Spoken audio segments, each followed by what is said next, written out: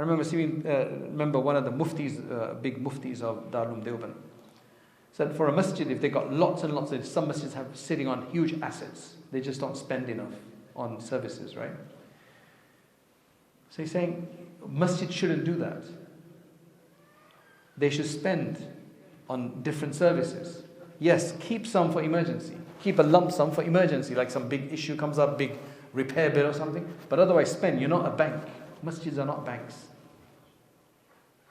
There's some masjids, they just, mashallah, they get lots of donation and they just keep collecting and collecting and collecting and collecting. And they have assets, huge assets, and they don't provide services. Right? They're very risky. They don't know what to do. And they think that we have to just preserve the money. This is people's money. We need to spend it for people. Religious. Find ways of spending it. There's lots of ways of spending it. Right?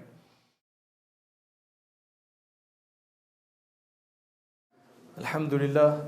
Alhamdulillah hamdan kathiran tayyiban mubarakan fih mubarakan alayhi kama yuhibbu rabbuna wa yarda jalla jalaluhu wa amma nawaluhu wassalatu wassalamu ala sayyidil habib al-Mustafa sallallahu ta'ala alayhi wa ala alihi wa sahbihi wa baraka wa sallama tasliman kathiran ila yawmiddin amma ba'd.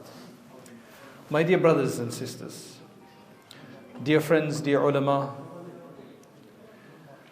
we're going to be looking at some of the lessons that we can get from Surah Yusuf.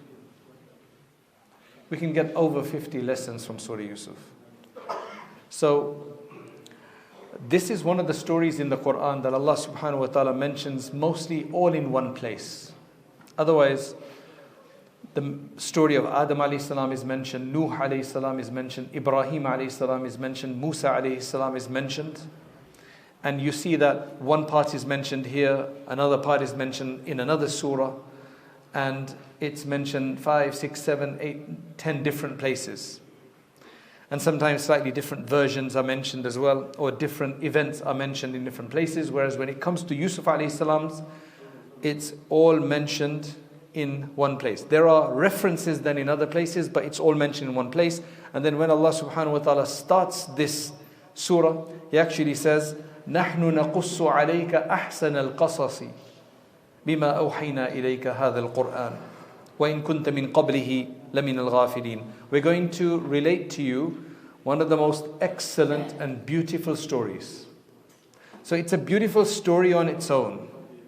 It's a beautiful story on its own, but there's many, many lessons. So we're not reading this just for the story. MashaAllah, the story is an amazing story. Many of you have heard the story of Yusuf alayhi salam. It's probably not the first time you're hearing the story of Yusuf alayhi salam. At least you've heard many parts of it. Today, I'm going to just mention the lessons from the different verses that I have been able to identify. So, this verse, which is verse number 3, that we're telling you the best of stories, and it then moves on to verse 4. Allah subhanahu wa ta'ala says, إِذْ قَالَ يُوسُفُ لِأَبِيهِ يَا أَبَتِ إِنِّي رَأَيْتُ أَحَدَ عَشَرَ كَوْكَبًا وَالشَّمْسَ وَالْقَمَرَ رَأَيْتُهُمْ لِي سَاجِدِينَ. This is when Yusuf alayhi salam says to his father, my father, Ya abati, oh my father, I've seen the 11 stars and the sun and the moon. I saw all of them prostrate to me. So what we learn from here is the way Yusuf alayhi salam is addressing his father. Even though his father is there, saying, my father. So to show respect to our parents, my dear father, he's showing respect to his parents. It also tells you that if you see a dream, who are you going to go and tell? A lot of kids today, a lot of children today, young people today, if they see a dream, they'll probably go and tell their friends first. They might not tell their father because they don't have that relationship with the father. And it could be because maybe the father's too busy, or the father doesn't engage in small talk. The father doesn't get personal like that, and it's just about tarbiyah in a sense that do this, do that. There's no conversation between father and son. Could be multiple reasons why a child, a young man, a young teenager, young teen, would not share something like this with the father. But here clearly he feels comfortable enough that I'm going to get a response from my father, and he's the best person I can speak to. That's why one of the lessons that I get from here is that, look, if not both parents, at least one parent must be such that the children should be able to share anything with them. They can come and discuss anything, even if it's a controversial issue that you had with your friend or you saw something online, should be able to speak it with at least one of your parents. In fact, the parents should encourage this discussion.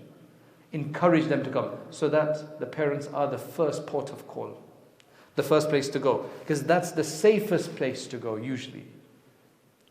So, mashallah, Yusuf alayhi salam felt completely comfortable to speak to his father Yaqub alayhi salam. Oh my father, I've seen this dream.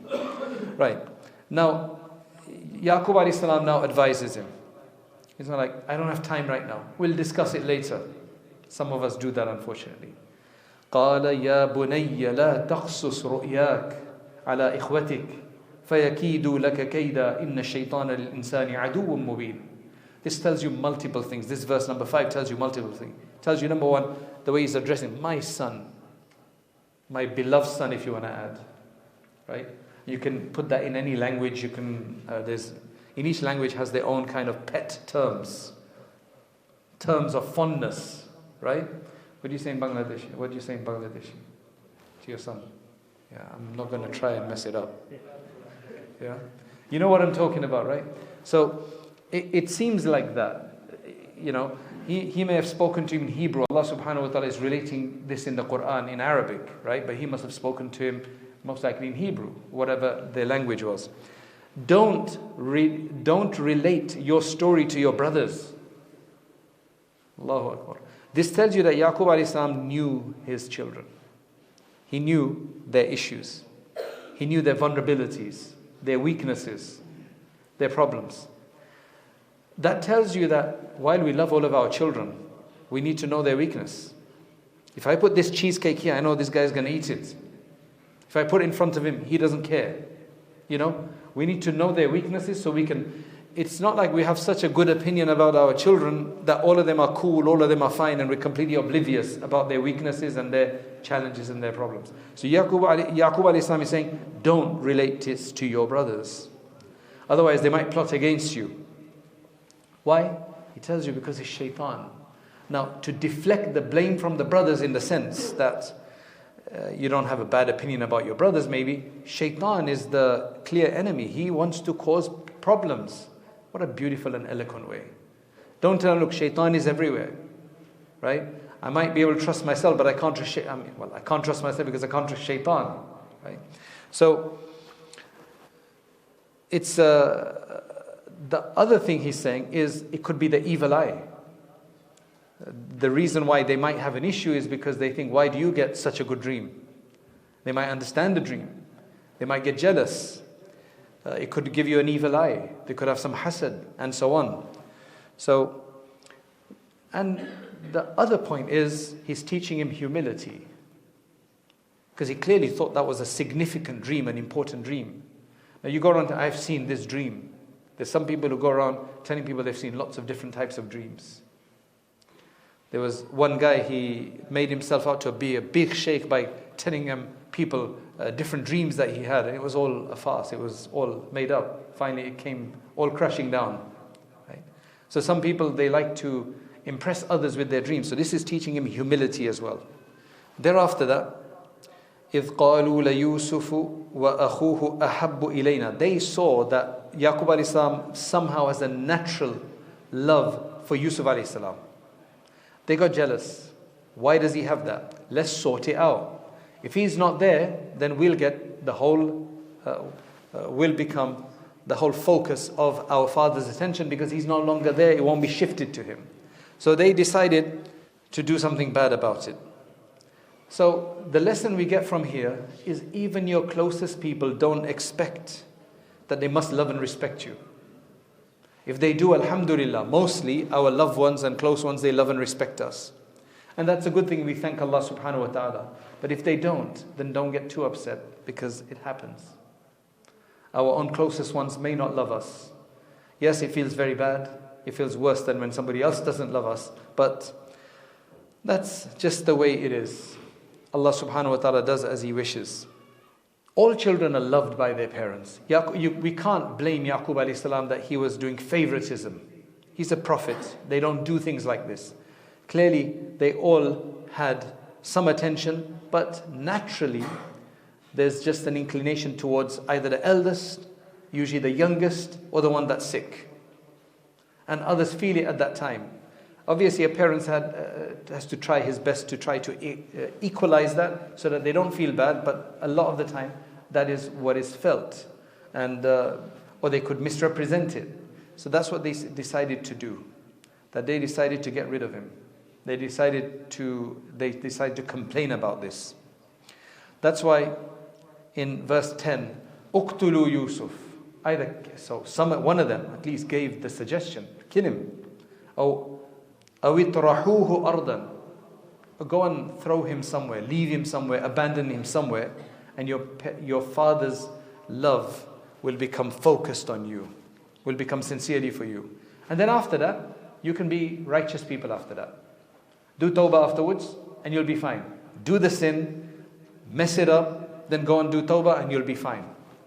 That is, if anybody does that, then we remind them that they are doing the sunnah of Yusuf alayhi salam's brothers. The bad sunnah of Yusuf alayhi salam's brothers. A lot of people think, let me just do it and make tawbah afterwards. Allahu Ghafurur Rahim. That's the lesson we get from here, that that's an evil thing. That's not a good thing to do.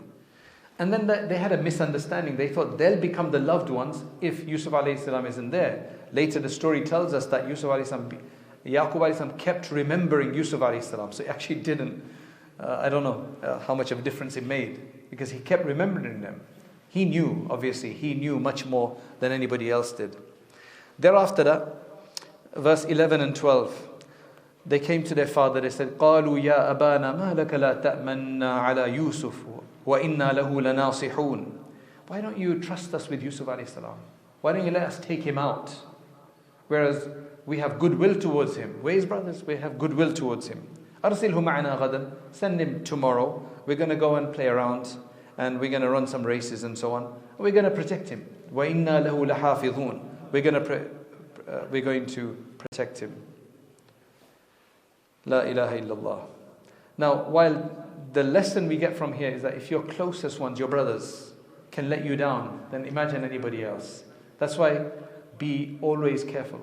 Not paranoid, right? Not always looking after your shoulder that there's always somebody after you, but be aware. Keep your ears open. Be careful from even your clothes. Don't start, we're not saying here that you start distrusting your brothers and sisters, no. But the point is that be careful. Because even your closest ones can be a problem for you, right? For whatever reason, right? So just be aware. That's what he's saying. Don't become paranoid though. Thereafter that, especially if they're not righteous. Verse 18. They did what they did.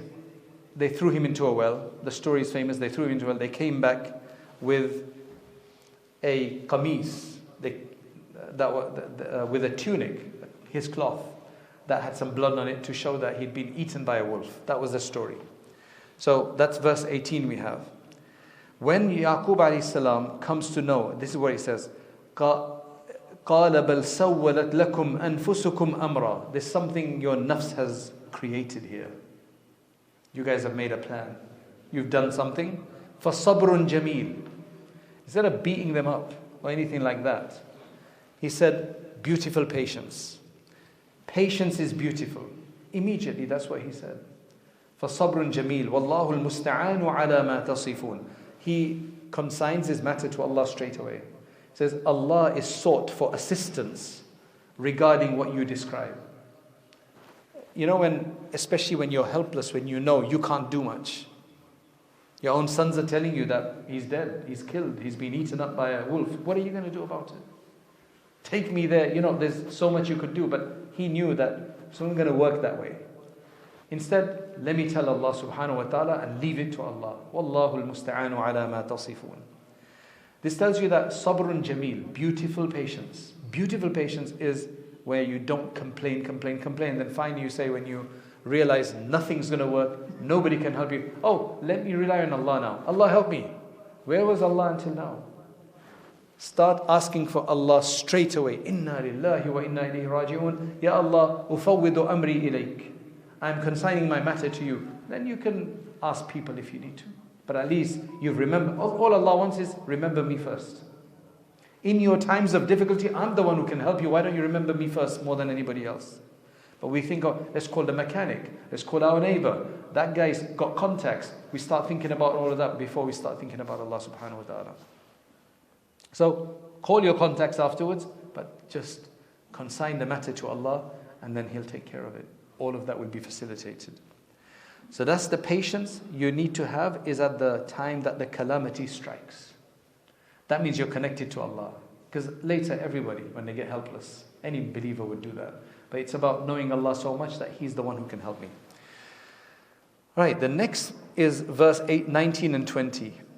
This is when that caravan is passing through. Those travelers are passing through, and they go to get some water from the well, and wow, subhanallah. قَالَ يَا بُشْرَى هَذَا غُلَامٌ.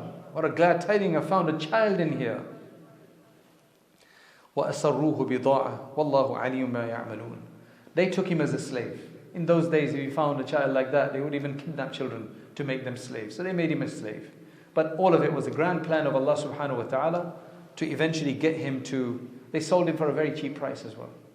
Right? To the Aziz of Misr. One of the Aziz of Misr, that's what he sold him to. That was Allah subhanahu wa ta'ala's plan. Now what does this tell us? This tells us that this is all a plan from Allah subhanahu wa ta'ala, to everything in the right time. They find him before he dies. They take him, they're selling, because he wants him in Egypt. Allah has planned that he becomes the minister in Egypt. How is he going to become like that? All of this takes place. We don't know what Allah's plan is. That's why ultimately we rely on Allah subhanahu wa ta'ala, because He has knowledge of everything. Allah has knowledge of everything. And then he's there and he's very handsome. The Aziz's wife, she gets a bit excited about him, very excited about him, tries to seduce him, thinking that with her power dynamic of her being in charge, the wife of his master, she can do. So she locks up the room and beckons him to come. She's quite pretty as well, right? They say that she was very beautiful as well. But Yusuf alayhi salam, وَلَقَدْ هَمَّتْ بِهِ وَهَمَّ بِهَا لَوْلَا أَن رَأَى بُرْهَانَ رَبِّهِ كَذَلِكَ لِنَصْرِفَ عَنْهُ السُّوءَ وَالْفَحْشَاءَ. What we're told in here is that Yusuf alayhi salam refuses. Now, one understanding here is that why didn't Yusuf alayhi salam do anything? Well, because he's a chaste person. Although they're alone, she's telling you, come along. She's beautiful. It's free. It's available. But he says no. He sees something. He sees evidence from Allah. May Allah also give us evidence like this all the time. A sign like this all the time. Right? May Allah give us a sign like that all the time. There was a scholar from mainland India. His student went to Burma, which is Myanmar, right? And he got involved with some bad ideas, and he hooked up with a woman, and he was going to go and see her for zina. And he got all the way to her house, and I don't know, he felt like a slap or something. He felt something from his sheikh saying, "What are you doing?" And he just turned back, got really scared and go back. If that could happen to us, if we get some kind of sign like that whenever we might be confronting some kind of evil or haram, that would help us a lot. Because otherwise you regret it forever. So Yusuf alayhi salam, he's a prophet, right? Anyway, one opinion is that he saw how beautiful she was. And when we see beautiful, we want. He's like, Allah created this beauty. So from the beautiful, he went to the beauty creator, Allah. Allah says this is haram. It's haram. You understand? That's when we see beauty next time, if our eyes fall onto it, we think about the beauty creator, we think about it, it's haram. Allah knows best. But Allah says this is the way we averted from him, this evil and this vice. because he is from our sincere servants. If we are mukhlisin, sincere servants from Allah, Allah will help us. And numerous stories about people who are studying the deen, trying to focus, they fall into some kind of wrong. Allah extracts them. Another thing that we learn from here is what Yusuf alayhi salam says to her. He says, how can I do this? Ma'adh Allah, innahu rabbi ahsana mathwai. He's my Lord, meaning your husband, is my master. He's my Lord and he's treated me very well. He's made it very good for me. How can I be rebellious like this? How can I violate his trust? Meaning, I shouldn't be doing this anyway, but this is even worse. He's such a nice guy and he's done that for me. What are you thinking? Why would you do that? Tells us that we should always try to pay kindness back with kindness. That's another side issue we understand from here as well. Also, when people mean to harm you, return their evil with good so that you can earn a reward from Allah subhanahu wa ta'ala. Right, then after that he tries to run out. Now doors are locked. According to some of the tafsirs, the doors are locked. She's locked all the doors. So he doesn't just stand there helpless, okay, let me be molested or abused. No, he runs to the door. Allah wants to see us do something. Even if that means, even if you know the door is locked, let me run and at least try to open it. And Allah opens it. It opens up. And she grabs him from the back, trying to hold him back, tears his clothing from the back. Now the question is, she goes and complains. Right? Because now the Aziz is outside. Complain, what happened here? So she blames Yusuf alayhi salam. Now the whole story is there, which is that a really young kid began to speak, who doesn't usually speak, an infant. He said, look, just check which way the tear is, front or back. If it's from the front, then he's a problem, because he's trying to attack her and she grabs him. But if it's from the back, then that means he's running away and she's grabbed him from the back to hold him back. That is exactly how it was. Now, interestingly, Yusuf alayhi salam says, she is the one who flirted with me. And she's the one who tried to seduce me and attack me. So then that's exactly what happened. What the lesson we learn from here is that as long as you try to be chaste, you try to do what's right, Allah will produce a miracle if He has to get it right for you. Ultimately, you might suffer for a while. If you look at the story of when Aisha radiallahu anha, our mother, when she was slandered with Safwan ibn Mu'attal radiallahu anhu, it took a while, it took some days, quite a few days, until the verse came down. Allah revealed a verse in her freedom and exoneration and in her innocence. So while we're not going to get a Quran verse come down for us, but something will come up and it will become. And that's what usually happens. Not to say that we don't try to explain. Yes, we try to explain. We do what we can, but have trust in Allah subhanahu wa ta'ala and He will clear it for us. Now, Yusufu a'rid an hada. The Aziz of Misr, he plays this very well. He says to Yusuf alayhi salam, look, ignore this. Let this go. Yusufu a'rid an hada. Let this go.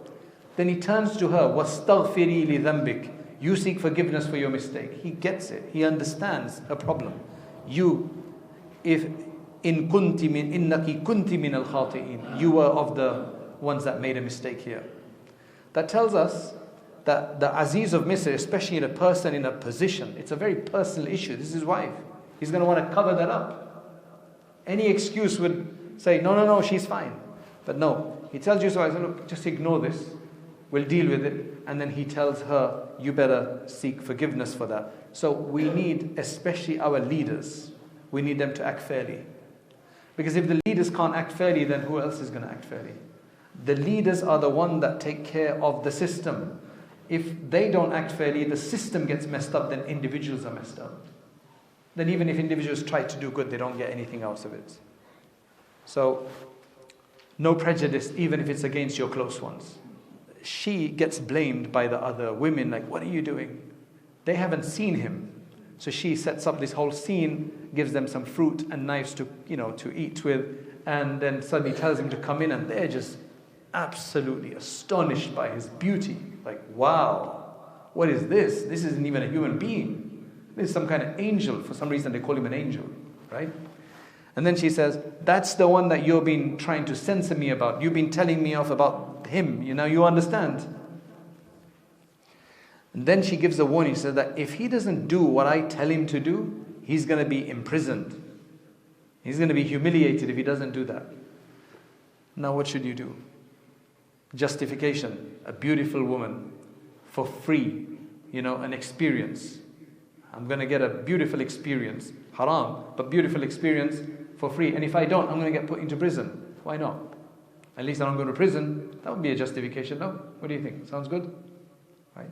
Yusuf alayhi salam, قَالَ رَبِّ السِّجْنُ أَحَبُّ إِلَيَّ. The prison is much more beloved to me. I'd rather stay in that solitary place. Mimma, what they're calling me towards. It's much better than that. And then, the main thing is this. These are difficult things. Don't try to be macho. There's somebody who called me the other day. They've had haram experiences for nearly up to 20 times.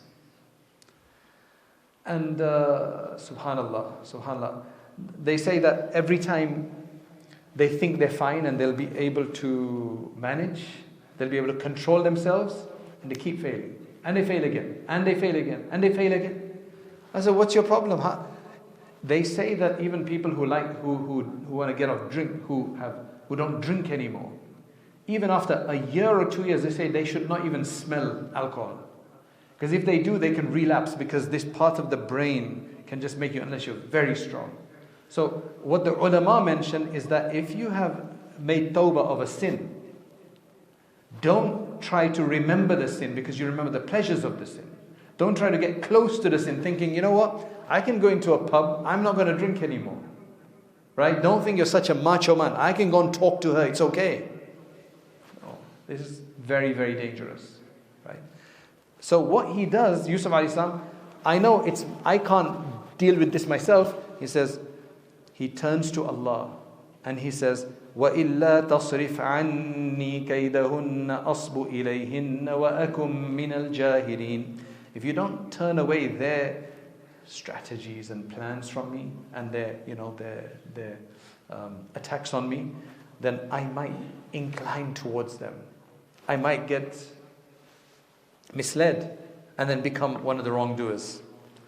So it's better to walk away from temptation rather than say, I can deal with it and I'm a man enough to deal with it. Right? So even a prophet, when he's tempted by a woman, he takes protection from Allah subhanahu wa ta'ala. Who are we then?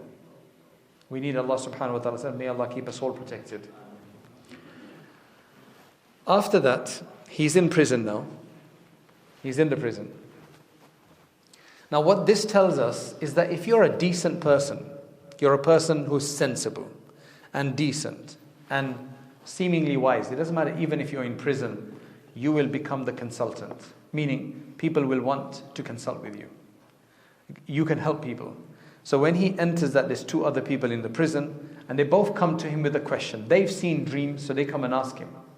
How did they know he could interpret dreams? Well, he's a decent guy. He seems like a very respectful kind of individual. He has something about him. Let's go and ask that question. Wherever you are, be a decent person. In a sense, people have confidence in you. Right? So they ask him the question.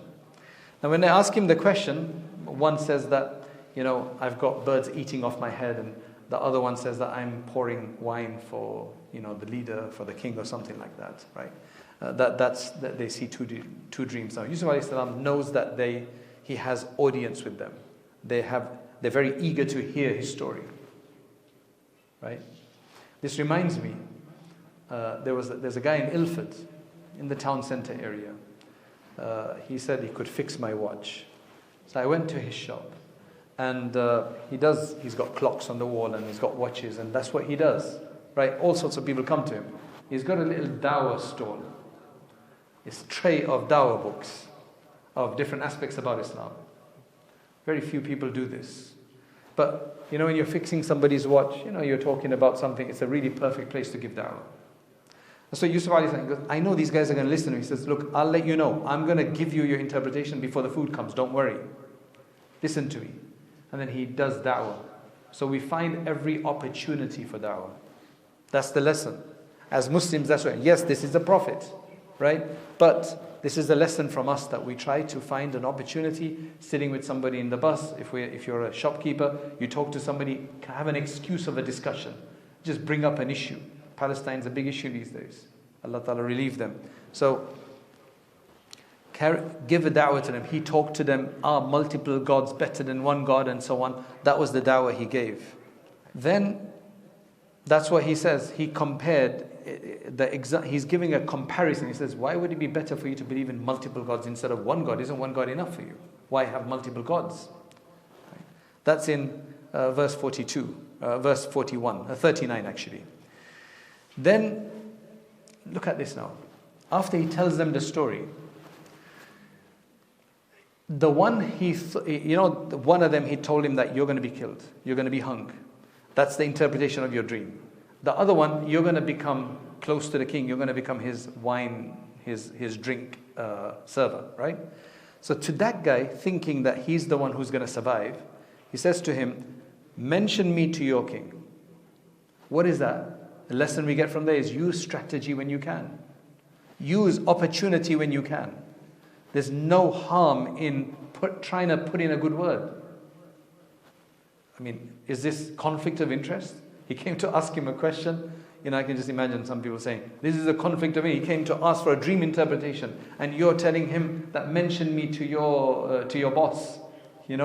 What's wrong with that? I've given you interpretation. I'm going to use this opportunity. I think that you can get me somewhere. I don't want to be in this prison. Right? I had to be here, which was better than, falling for the trap there. But I want to be out of here. But then Allah subhanahu wa ta'ala says that the guy went, he's so excited, he forgot. He didn't mention Yusuf alayhi salam. But then there's going to be an occasion for that. So there's nothing wrong with being strategic, preparing and planning like that. Nothing wrong with that. Right? Now the king, not the Aziz, but the actual king, he sees the dream. Right? Not going to go into a dream. He sees the dream. Right? You must have already heard about that. And he calls his people, kings, rulers, they have different ministers, they have different advisors.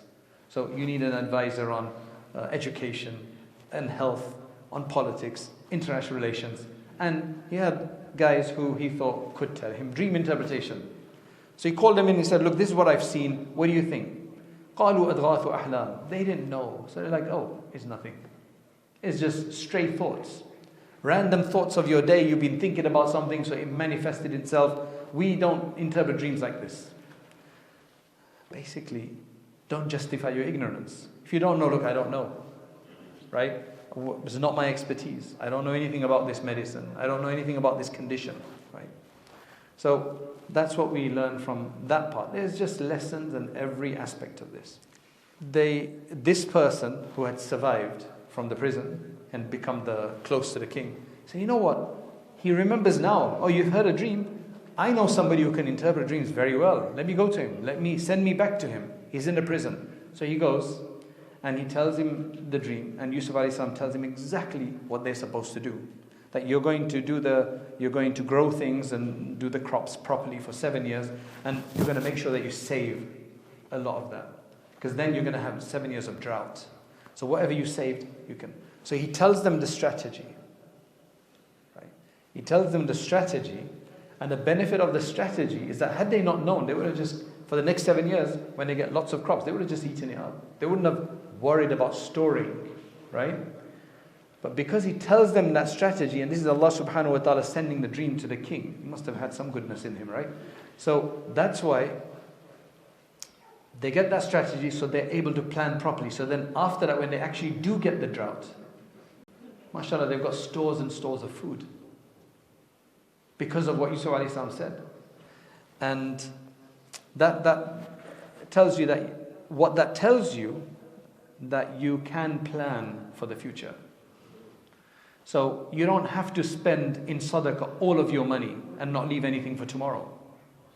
You can keep a bit. Even masjids.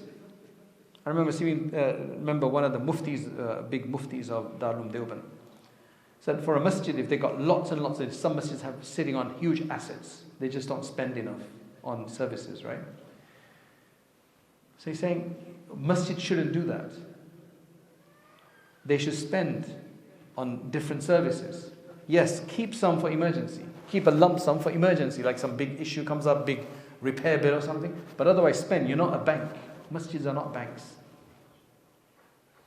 There's some masjids, they just, mashallah, they get lots of donation and they just keep collecting and collecting and collecting and collecting. And they have assets, huge assets, and they don't provide services.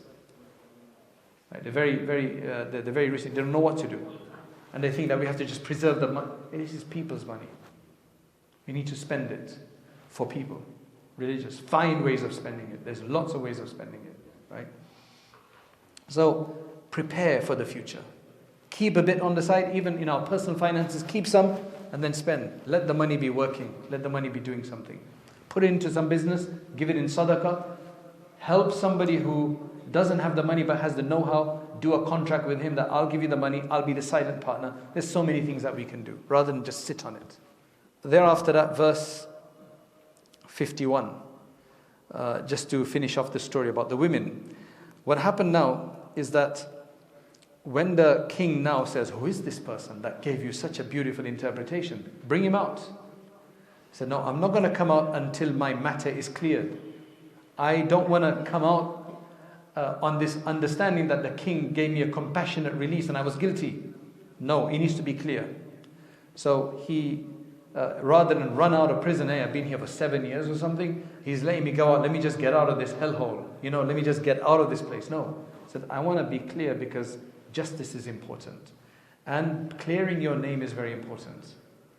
So what does he say? He says, ask those women. So then, قَالَ مَا خَطْبُكُنَّ إِذْ رَاوَدْتُنَّ يُوسُفَ عَنْ نَفْسِهِ قُلْنَا حَاشَ لِلَّهِ مَا عَلِمْنَا عَلَيْهِ مِنْ سُوءٍ. Now after all of these years, I think they must have realized, we don't know of any wrong with him. Right? In fact, the Aziz of Misr's wife says, Al-ana hashas al-haq. Now the truth is very clear, she's willing to say it. She says, I was the one who seduced him. And he was of the truthful ones. He was the honest ones. Alhamdulillah. Even your slanderer, your accuser, afterwards Allah subhanahu wa ta'ala makes them say what's correct. So, mashallah, she becomes fair afterwards. She becomes just after and said what it is. That's a lesson for us that even if we've done wrong in the past, we've done something very bad in the past, don't keep building onto that. Don't say that I have to take this secret to the grave now. I can't ever tell anybody I made a mistake. No. You want to be forgiven? Well, seek forgiveness here. Say clearly what you did wrong, and Allah Ta'ala will forgive as well. So make right what we done wrong. That's the lesson we're getting from here. Right? And then in verse 52, Yusuf alayhi salam says, ذَلِكَ لِيَعْلَمَ أَنِّي لَمْ أَخُنْهُ بِالْغَيْبِ وَأَنَّ اللَّهَ لَا يَهْدِي كَيْدَ الْخَائِنِينَ. Honor is very important. This is so that they know that it wasn't me who did wrong. It wasn't me who betrayed the trust. It wasn't me who was treacherous or who violated the honor. It wasn't me. Honor is very, very important. So, that's what it tells us now that he's got audience with the king. He says now, he knows what the situation is in the country, right? Because of all of this drought and everything. He says, اجعلني على خزائن الأرض. Make me the minister of your agriculture. I think it's agriculture and distribution minister. I'm right for this job. Let me do that properly, because he knows that the next years are going to be tough. So that's what he asked for. So this tells us that you can actually ask for a position if you know for sure, right? There's two opinions here. There's multiple opinions here, right? So some would say, well, he's a prophet, he would know anyway. That's why. But it's not allowed for you to ask for a position, because the Prophet ﷺ did say, don't ask for position. Don't ask for leadership, actually. Because if people just figure out you're the best person and they push you to get it, you'll be helped by Allah. And if you try to get it because you want it, you want position, and you're very selfish about this, and you're just very ambitious to get it, then Allah will leave you to your own devices and He won't assist you. So if you're good enough, it'll work. If you're not good enough, you're going to get messed up. And most human beings fail. However, this verse tells us that you can ask for a position. So some say, no, you can't. This is Yusuf alayhi salam, he's a prophet, he knows, that's why he's asking. Others say that, no, look, if genuinely, from sincerity perspective, like you're sincere, you know that you got the caper, you're the most qualified person for this. Right? You got the experience, you got the qualification, nobody else there. You are literally the best, and it's a responsibility, then take it. So both of these opinions do exist, just be cautious about it. That is basically saying life is about taking chances and seizing opportunities. So while it may not be this entire system, but when you see an opportunity, go and put your CV inside for the job. Go and try to ask for the job. That's different from leadership, isn't it? Okay, he was maybe a minister, but this can also relate. If you need a job and you find a good opening, Bismillah. Don't sit back and feel impotent that I can't do anything. Go and try your best. These are the lessons from the second half of the story, starting from verse 55. Verse 55. This is around the end of the 12th juz, beginning of the 13th juz. This is the story of when he comes out of prison. So now he is out of prison, he is freed, his innocence is proven, and he's given an interpretation for the dream that the ruler has seen. And he's told them that for 7 years you're going to harvest and you're going to look after and store some of that harvest, because you're going to have 7 years of drought afterwards. So you can then sustain yourself with whatever you have stored for these 7 years. So that's a great idea. So now Yusuf alayhi salam tells the king, I want you to make me the minister for food distribution and agriculture, if that was the designation. So that's what happens. Now what Allah subhanahu wa ta'ala says in verse 56, وَكَذَلِكَ مَكَّنَّا لِيُوسُفَ فِي الْأَرْضِ يَتَبَوَّأُ مِنْهَا حَيْثُ يَشَاءُ نُصِيبُ بِرَحْمَتِنَا مَن نَّشَاءُ وَلَا نُضِيعُ أَجْرَ الْمُحْسِنِينَ. Look where he came from. His brothers had thrown him into the well to try to get rid of him. He'd been picked up from there, been taken to Egypt. The Aziz of Egypt had taken him in. The whole story happened with the Aziz's wife. He was put into prison for 7 years. And finally, the reason he comes out is because he tells the interpretation of the dream of one of the inmates of the prison. That inmate gets freed afterwards. The inmate hears that the king has had a dream and nobody is able to interpret his dream. So he says, I know who to go to. Let me go to Yusuf alayhi salam. He's in the prison. So he goes, and then this is how he becomes exonerated. Now Yusuf alayhi salam, mashallah, comes out. He is a hero in a sense, because he's told them what to do and he's going to save so many lives and so on. He's asked for that particular position, and we discussed that you can ask for a position if you think you are absolutely the best suited person for that position, and if you don't take it, it's going to be corrupted. For example, there are two views about this, because there's a hadith of the Prophet ﷺ which says that don't ask for leadership. The Prophet ﷺ told that to a Sahabi. Don't ask for leadership, because if people find you suitable and they give it to you, they push you for it, you'll be assisted by Allah. But if you want it yourself just for your own glory or whatever, then you won't be assisted by Allah. Then it's only up to your capabilities, then whatever it is. What Allah subhanahu wa ta'ala says in verse 56, the lesson here is that after all of this, Allah says, look how we have now empowered Yusuf alayhi salam to go and be anywhere he wants in the city. He's got such a high position, he can be wherever he wants, from where he was to where he's got to. That gives us the idea of Allah's power. There may be people today who are being persecuted and oppressed and killed and massacred, but Allah can give them a lot better than what they have lost. Allah can inshallah give them the power, and it's happened many, many times in the history. That's our lesson from today, from this verse. Then after that, in verse 57, Allah says, وَلَا أَجْرُ الْآخِرَةِ خَيْرٌ لِلَّذِينَ آمَنُوا وَكَانُوا يَتَّقُونَ. Yeah, Yusuf alayhi salam was given all of this special position in the world, but even better is that the reward of the hereafter is even superior for those who believe and who fear Allah. So always keep that in mind. You do your best for taqwa. Ultimately, in the world, you'll get something inshallah, but in the hereafter, that is where the true reward is going to come. Move on to verse 59. Now what happens is that he's the minister. He's in charge of distribution of wealth while the drought is on. Now the drought is on. So people are coming from far and wide. So his family comes, his brothers come. He recognizes them, they don't recognize him. They don't even believe he's alive. They've thrown him into a well expecting that he's going to die. They've never heard of him since then. They don't know what's transpiring. There was not in the news that Yusuf alayhi salam became the minister and it reached them in WhatsApp. There was nothing of that nature, right? So when they get there, they don't even recognize, because they saw him when he was a young boy. And now he's much older. But he recognizes them, he doesn't say anything.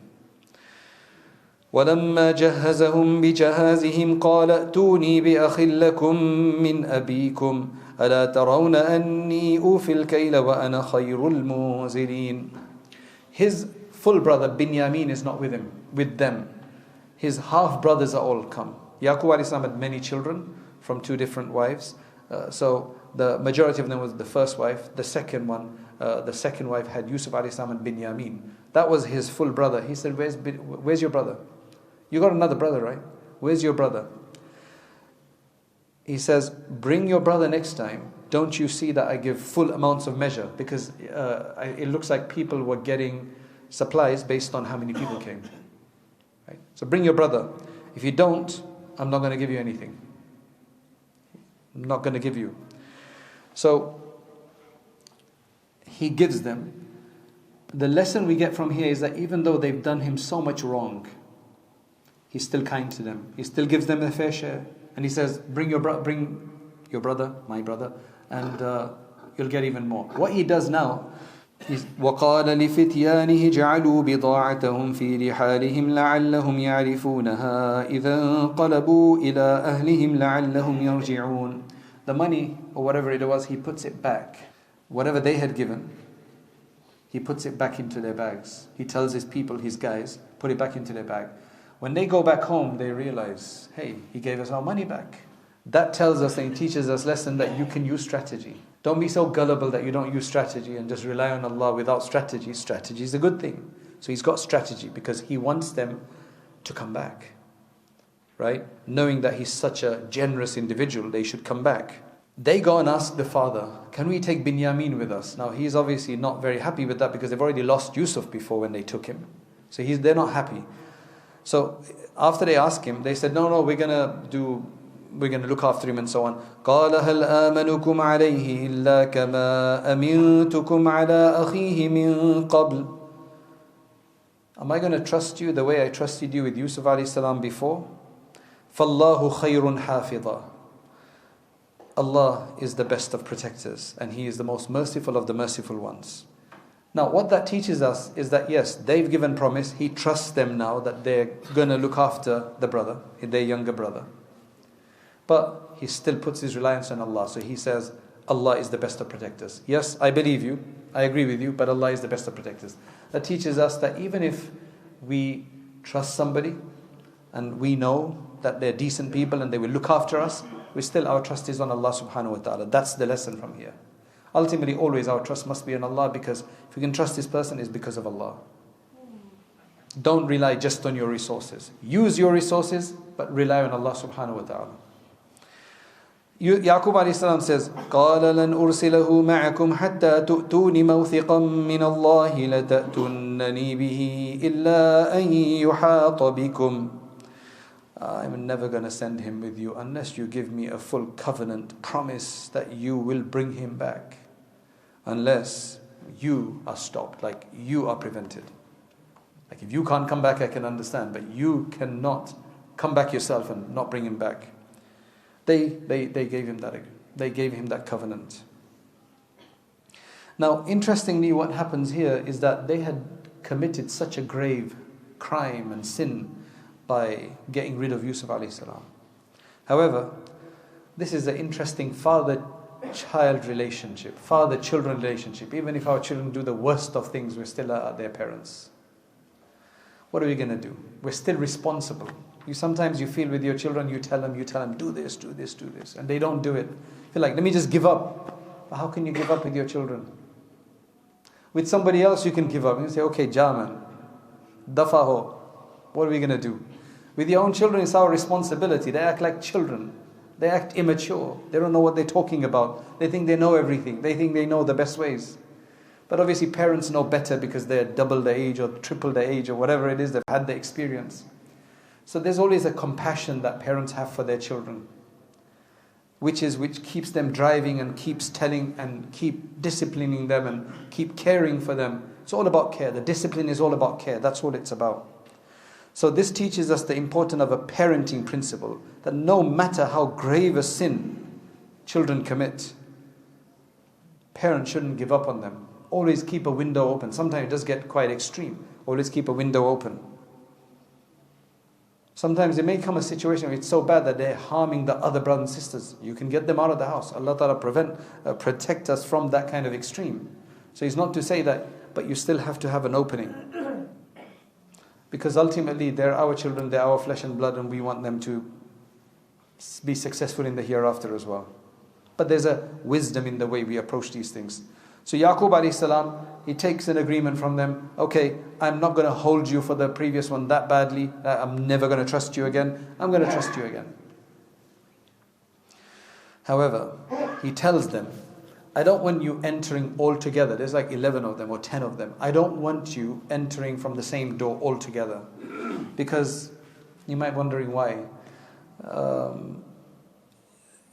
Once there was a guy and asked him, how many children you have? He said, I've got lots. He didn't want to tell me how many, because it's a possibility that it's like, wow, 15 children, 7 children. Or you see, these are all your 7 children. You could get the evil eye.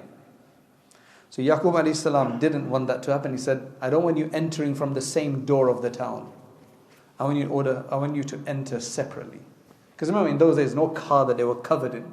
They were probably on a horse or camels or something like that. So they all look probably similar as well. Like, oh, you guys are all brothers? Wow. Because it's nowadays as well, but nowadays people have less children. They don't like to have too many children. But in those days, the more children you had, the greater honor it was. Right? That's how you survived. That you needed more children. Here now it's just like 1 bus, 2. It was a mistake. Astaghfirullah. I've literally had people tell me that it was a mistake. And sometimes they actually tell the children that you are a mistake. You are an accident. Imagine how that child feels that I was an accident. A'udhu billah. A'udhu billah. A lot of that in the non-Muslim culture. But we get it affected, unfortunately. So, this is verse 67. وَقَالَ يَا بُنِيَّ لَا تَدْخُلُوا مِنْ بَابٍ وَاحِدٍ وَادْخُلُوا مِنْ أَبْوَابٍ مُتَفَرِّقَةٍ. What is the rule that we get? That look, even though Yaqub has so much tawakkul on Allah, so much reliance on Allah, all this time he's got reliance. He knows Yusuf is going to come back. He's got reliance on Allah. But he still uses strategy. He still uses sabab and means that, look, I don't want you all to, I'm not just going to say, Allah protect us from the ain, and then all go there in their all glamour, right? For people to look at and stare at, and maybe, they catch the evil eye, right? There's a lot of people who just keep showing off. They show off with their cars, they show off with the way they dress and things like that, and then they get ain, they get the evil eye. You don't know who's looking at. People even with good intention could give you evil eye. In admiration, they can do that. So he's saying, no, I need to have strategy. I need to take prevention measures. Allah protect us. Next verse is verse 68. وَلَمَّا دَخَلُوا مِنْ حَيْثُ أَمَرَهُمْ أَبُوهُم. Which means that they did enter how their father told them. They followed the instruction of their father, and thus they entered. So that tells you that listen to your parents. Try to obey them to the best of your ability. The father was in another town, far away. They could have just, forget it man, let's just go in. It's okay. Ye kaun janjat karega? Who's going to go from, split everybody up, right? Let's just, no, they listened to him. So you can tell they've been reformed, at least, somewhat. Now, when they come, Yusuf alayhi salam, what he does is that in the luggage of his brother, now his brother's here, Binyamin, he gives him a special place there. And in his luggage, he puts one of his cups, one of his own court cups, special vessel, a valuable vessel. And then nobody knows that. And then he suddenly announces, hey, somebody's stolen a very valuable vessel here. You guys, no, we didn't come here to steal. You know that. We didn't come here to steal. Said, okay, fine. You tell us, what is going to be the punishment for who stole? Oh, then you can keep him. They agreed. So they checked, and it came out of his brother's baggage. Obviously they didn't know. فبدأ بأوعيتهم قبل وعاء أخيه ثم استخرجها من وعاء أخيه. Allah says, كذلك كدنا ليوسف. Now, Yusuf a.s. is just a minister, right? The king, the ruler, wouldn't have allowed him to just say, I'm going to keep your brother, right? Unless he told him the whole story maybe, but he didn't want anybody to know yet. So he had to use strategy again. So he uses strategy to keep his brother. Sounds a bit grey area, doesn't it? That he put in there, blamed him. But he blamed him, but it's his brother. And then he told him, don't worry, I'm your brother. I'm your brother. He told him, I'm your brother. He kept it quiet, it seems. So now what happens is that they're in a big dilemma. They can't go back without the brother because they've given huge promises. And it's this whole flashbacks to Yusuf a.s. time, which they probably feel guilty about now. And now it's Binyamin, Then Allah subhanahu wa ta'ala says that this is how we gave Yusuf a.s. the strategy to keep his brother back. Then Allah says something very interesting. نَرْفَعُ دَرَجَاتٍ مَّن نَشَاءُ. Whoever we will, we raise them in status. So Allah might give you one status, Allah gives you another status. He might give me a status, He'll give you a higher status. Right? وَفَوْقَ كُلِّ ذِي عِلْمٍ عَلِيمٍ. It's a really, really humbling statement. Above every knowledgeable one, there's a more knowledgeable one. You just might not know. You might think you're the expert on BMWs. Right? And then you find that there's another guy. Right? You're an expert on the Quran, and then suddenly somebody knows more than you, and he's hidden. He's not well known, for example. There's always. Same thing happened with him. He said, I am the most knowledgeable, and then he was made to meet Khidr or Khadir alayhi salam, who knew certain things that he did not know. So don't ever think you know everything, right? Because, unless it's about yourself. Unless we probably know more about ourselves, but, I'm sure there's other people who know more about ourselves and we are deluded about some of our characteristics. That's a possibility as well. But that's a very humbling statement. There's always somebody who knows more than others. Right. Now, the next verse, some of them are still jahil. قَالُوا إِن يَسْرِقْ فَقَدْ سَرَكَ أَخٌ لَهُ مِن قَبْلُ. If he's stolen, Binyamin, now it shows, it became evident, right, at least on the face of it, that Binyamin has stolen the cup or the vessel. Some of them actually, قَالُوا, they said. Who, how many exactly, I'm not sure. If he's stolen, his brother stole before him. It looks like there was still something in the hearts. Now, he didn't steal anything. He just stole the love of his father, right? But that wasn't even purposeful. So, can you imagine how Yusuf a.s. felt then? Because he heard that. فَأَسَرَّهَا يُوسُفُ فِي نَفْسِهِ. Look at that patience. Yusuf a.s. kept it concealed in his heart. He didn't beat them up. Okay, get these guys, I'm going to put them in prison. No, none of that. وَلَمْ يُبْدِهَا لَهُمْ. He did not reveal it to them.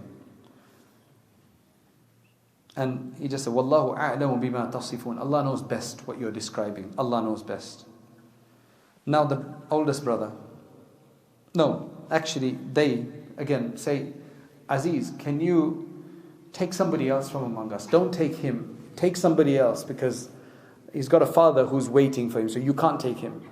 That's the good aspect of theirs, that they're willing to sacrifice themselves, put themselves in place, that they'll stay there and let Binyamin go back.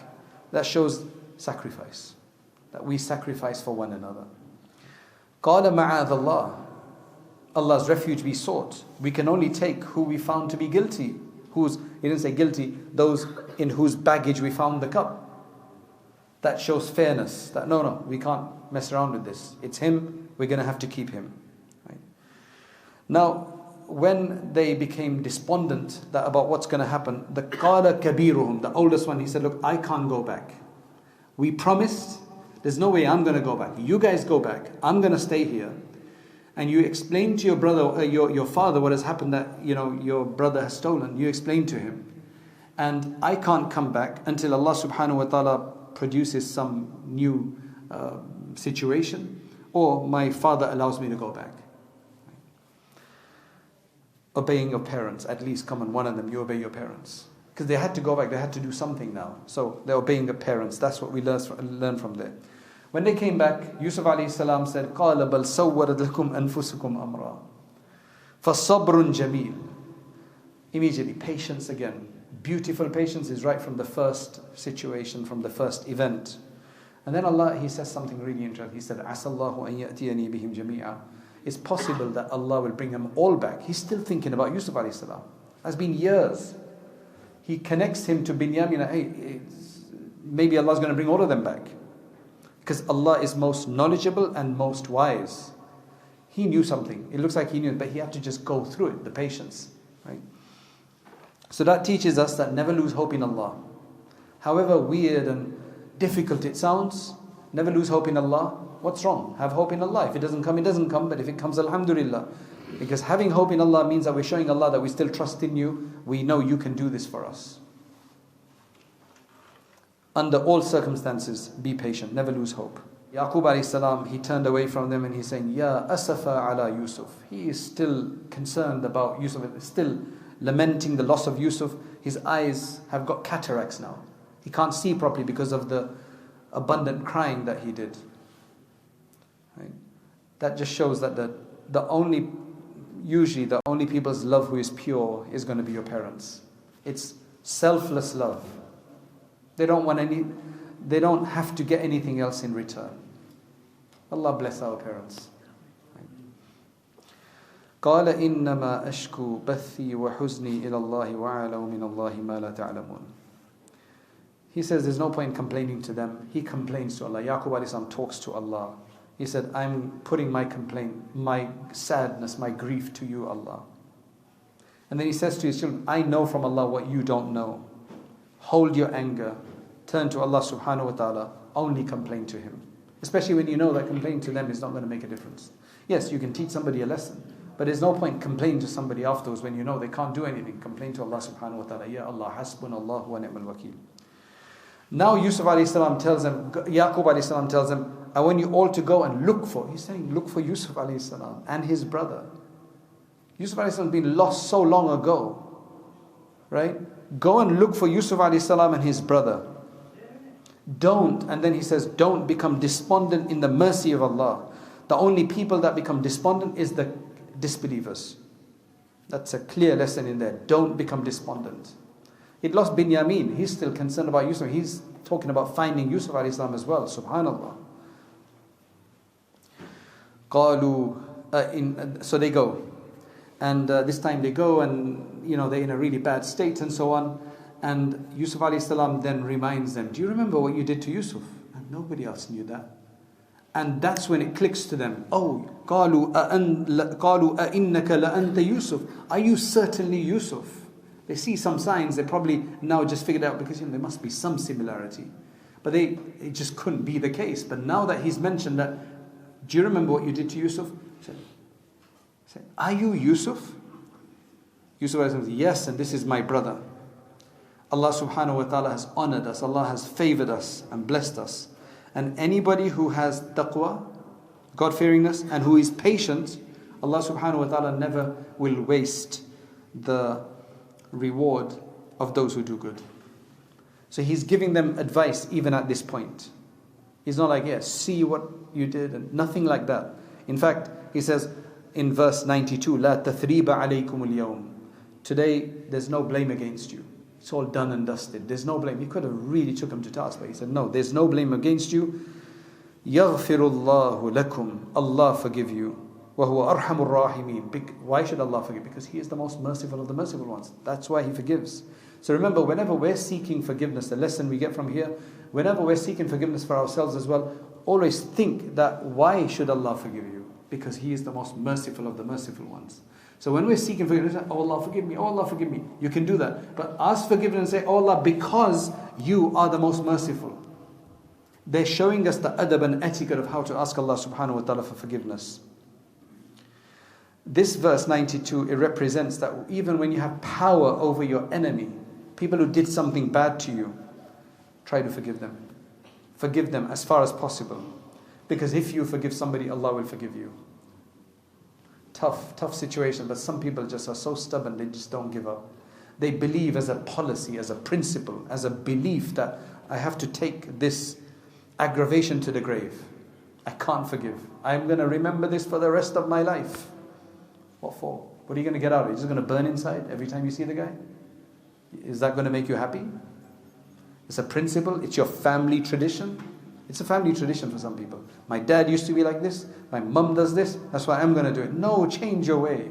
That's not the way of the prophets. Now, Yusuf gives them a garment, a qamis, a tunic, and says, go and put this over my father and bring him. And they go back. And you can just imagine how Yaqub alayhi salam, he smelt it. He just got it. As soon as they were, he goes, I can smell Yusuf alayhi salam. Subhanallah. قَالَ أَلَمْ أَقُلْ لَكَ. And then when they come back, he said, didn't I tell you I know from Allah what you don't know? Verse 96. And then they relent. قَالُوا يَا أَبَانَ اسْتَغْفِرْ لَنَا ذُنُوبَنَا إِنَّا كُنَّا خَاطِئِينَ. Our father, they said, seek forgiveness for our sins. We were mistaken. We were wrong. And Yaqub alayhi salam said, سَوْفَ أَسْتَغْفِرُ لَكُمْ. I will soon seek forgiveness for you. When did he seek forgiveness? They say he was going to do it at tahajjud time. That's the most powerful time to do these things. That teaches us. And Ramadan is a time for tahajjud. That everybody wakes up at that time. So Yaqub alayhi salam's trust in Allah plays out. A happy ending in that sense. Inshallah, our trust in Allah will try to have trust right from the beginning, right the way through. Inshallah, as the South Africans will say, it will come right. It's just a beautiful word they use. It will be fine. Right? Now, imagine after all of this time, Yaqub alayhi salam comes, he gets his vision back because of the shirt. There's lots of research done exactly how that happened. I'm not going to go into that because we're not doing the tafsir here. We're just trying to get lessons here.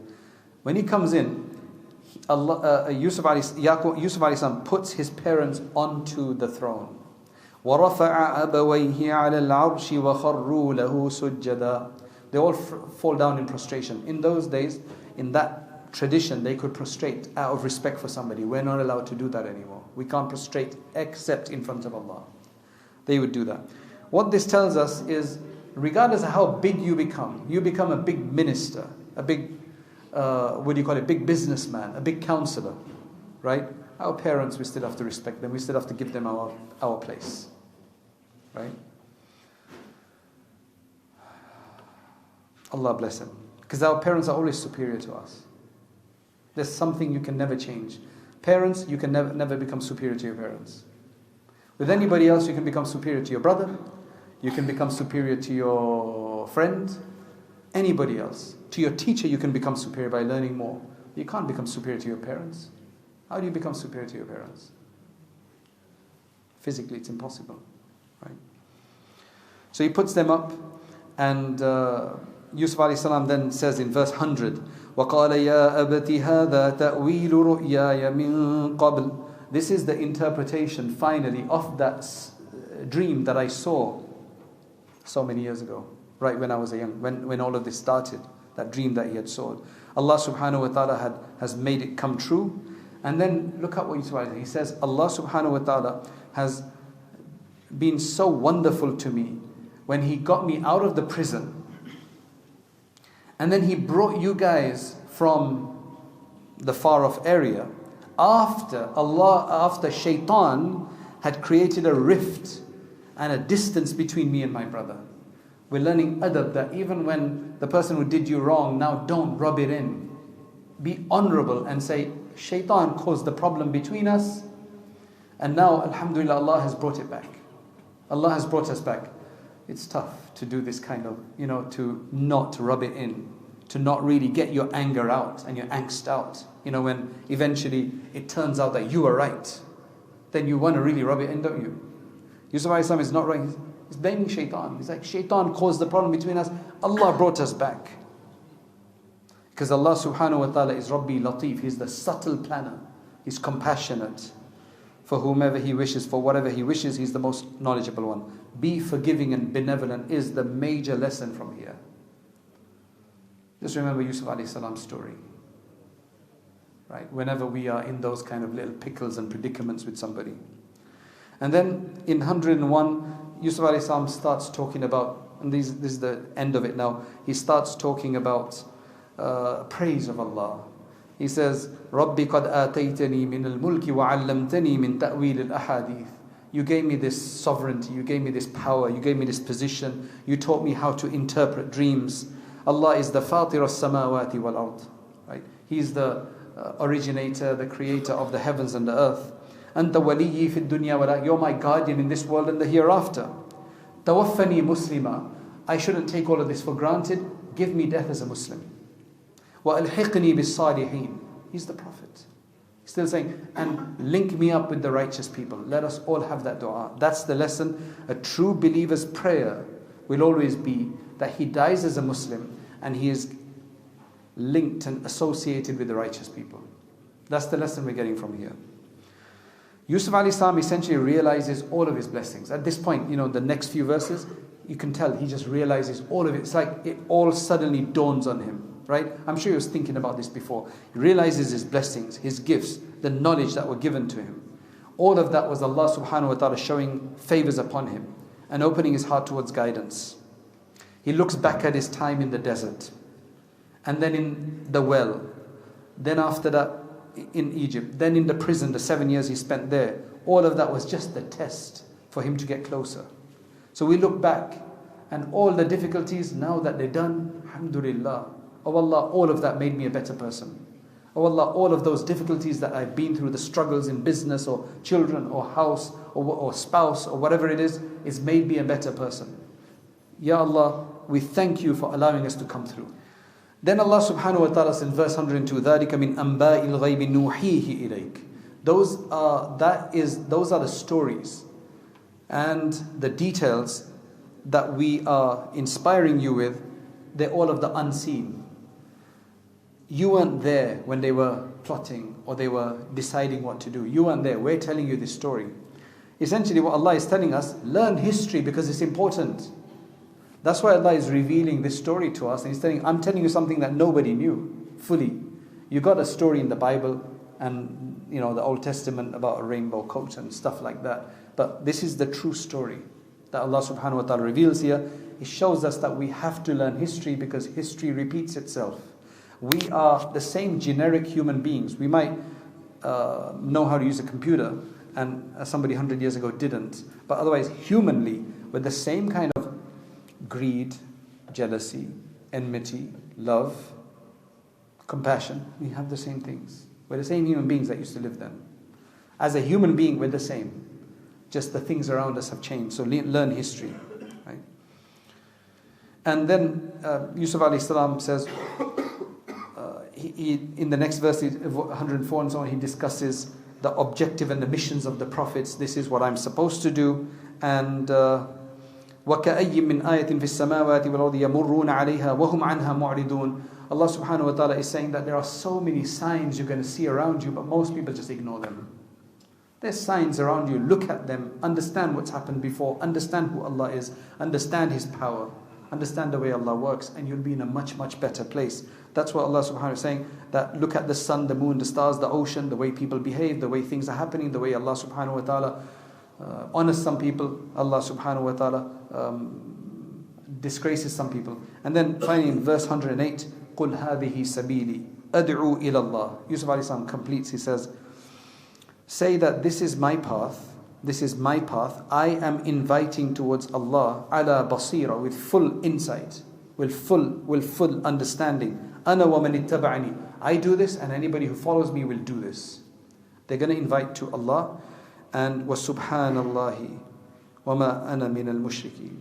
Allah is absolutely purified. I am not one who is going to partner anything with Allah. That tells us that Yusuf alayhi salam is saying, the lesson we're getting is call people unto Allah subhanahu wa ta'ala, especially with our actions. And this verse 808 represents that prophets will always call people to Allah only. We are the followers of the prophets. That's why that is our job as well. You have faith. People outside, many don't have faith. They're looking for some substance, not just a drink at the end of the week. They would rather not do that. It's only an escape. You have something, share it. Stop hiding it. Don't give up on Allah. That's why in verse 110, حَتَّى إِذَا اسْتَيْأَسَ الرُّسُلُ وَظَنُّوا أَنَّهُمْ قَدْ كُذِبُوا جَاءَهُمْ نَصْرُنَا. Even when prophets, they tried their best, some of them, but they weren't listened to. Eventually Allah's assistance did come. And Allah subhanahu wa ta'ala dealt with the criminals. Allah is always there to help you ultimately. It might take 5 years. It might take 3 months. It might take 6 months. Ultimately Allah subhanahu wa ta'ala is there. And the last verse, 111, لَقَدْ كَانَ فِي قَصَصِهِمْ عِبْرَةٌ لِأُولِي الْأَلْبَابِ. In their stories of these prophets, like Yusuf alayhi salam's story, there is a lesson for the ulul albab, for the people of intellect, the thinkers. If you're not a thinker, there's no story in there for you, there's no lesson in there for you. But if you're a thinker and you're worried about your hereafter and your life in this world, you have to learn something from these stories. مَا كَانَ حَدِيثًا يُفْتَرَى. These aren't made up stories, these are not fabricated stories. وَلَكِنْ تَصْدِيقَ الَّذِي بَيْنَ يَدَيْهِ. This is actually confirmation of the exact facts about this story. Because remember, people had ideas about the story of Yusuf alayhi salam from before, from the other traditions. This is facts. وَتَفْصِيلَ كُلِّ شَيْءٍ. Full details of everything. وَهُدًى وَرَحْمَةً لِقَوْمِ يُؤْمِنُونَ. Guidance and mercy for the people who believe. In short, the whole surah teaches us many lessons. In all, I did 20 something lessons in the previous session. I did about 20 lessons in this one. 25 lessons in this one. It's about over 50 lessons from Yusuf alayhi salam's story. Right? That's all we have time for today. But ultimately, the whole Surah Yusuf is teaching us many lessons. But the major lessons that we can learn from here is what? Trials and hardships. Look at the trials that Yusuf alayhi salam went through. Tough situations. But ultimately, he's, mashallah, he gets into the highest position. Everybody can be blessed with ease by Allah subhanahu wa ta'ala. Your nightmare will end. Right? The storm will subside. Calm weathers will come again. The morning will come. You just have to make an effort to get out of it and don't become despondent. Right? But Allah subhanahu wa ta'ala protects His people. Wallahu yatawalla as-salihin. Allah looks after the salihin. Wallahu waliyyul mu'mineen. Allah is the guardian of the believers. And Allahu waliyyul ladhina amanu. Allah is the wali of those who believe. That's what we hope for. May Allah subhanahu wa ta'ala give us the tawfiq wa akhiru da'wana and alhamdulillahi rabbil alameen. We'll make a short dua. اللهم أنت السلام ومنك السلام تبارك يا ذا الجلال والإكرام اللهم يا حي يا قيوم برحمتك نستغيث يا حنان يا منان لا إله إلا أنت سبحانك إنا كنا من الظالمين جزا الله عنا محمدا ما هو أهله. Allah have mercy on us. Allah have mercy on this ummah. Allah have mercy on our families and our children. Oh Allah, this is a month of your mercy and your forgiveness. Grant us your forgiveness, Ya Allah.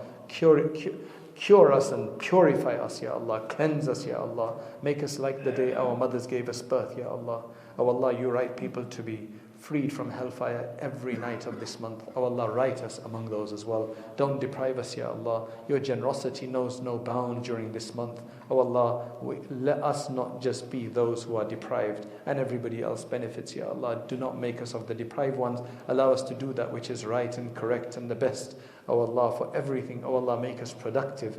Oh Allah, accept us for the service of your deen, Ya Allah. Oh Allah, help and release and relieve our brothers in Palestine, in Gaza and in the other places that they are being subjugated, Ya Allah. Oh Allah, grant them their freedom. Oh Allah, grant them their honor, their dignity. Oh Allah, grant them much better than what they have lost, Ya Allah, and grant them sabrun jameel and patience and steadfastness and fortitude and endurance, Ya Allah, and perseverance, Ya Allah. Oh Allah, assist them, assist us, Ya Allah. Oh Allah, let us take lessons from the Surah Yusuf, the beautiful surah that you have revealed. Allow us to take the lessons from the Quran, Ya Allah. This is the month of the Quran. Allow us to read it, to comprehend it, to understand it, to beautify our minds with it, to embellish our hearts with it, to imbibe our character with it, Ya Allah. Oh Allah, to elevate ourselves with it, to become the students of the Quran and teachers of the Quran and defenders of the Quran and promoters of the Quran, Ya Allah. Allah accept all of us. Allah accept all of us. Allah bless this masjid and all this surrounding area.